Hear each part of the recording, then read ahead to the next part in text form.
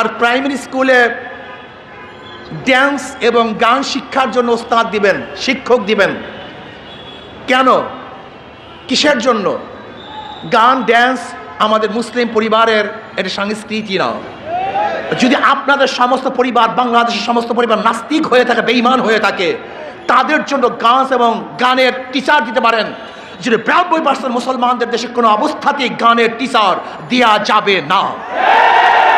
এদেশে টুপিওয়ালাদের, দাড়িওয়ালাদের, মুসলমানদের খাজনা, ট্যাক্স, ভ্যাটের পয়সা দিয়ে গানের টিচার দিবেন। গানের টিচারের প্রয়োজনটা কি? সেখানে ইংলিশ টিচার দেন, কম্পিউটার টিচার দেন। আজকে প্রাইমারি শিক্ষা ব্যবস্থা ধ্বংস হয়ে গেছে, কিচ্ছু নাই।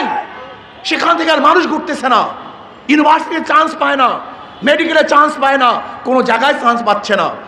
এর জন্য প্রাইমারি শিক্ষা লেভেলকে ঢেলে সাজাবার জন্য ধর্মীয় শিক্ষক সেখানে নিয়োগ দিতে হবে এবং কোনো অবস্থাতেই সেখানে গানের টিচার বাংলাদেশে দেয়া যাবে না। যদি দিতে চান আপনার গদি আপনার মসলাক উৎখাত করবে ইনশাআল্লাহ। ফাইজলামি পেয়েছেন আপনি, মনে যা চায় তাই করবেন আপনি। এটা 92% মুসলমানদের দেশ। এদেশে কোনো অবস্থাতেই ইসলামের সংস্কৃতির বাইরে কোনো কাজ করা যাবে না।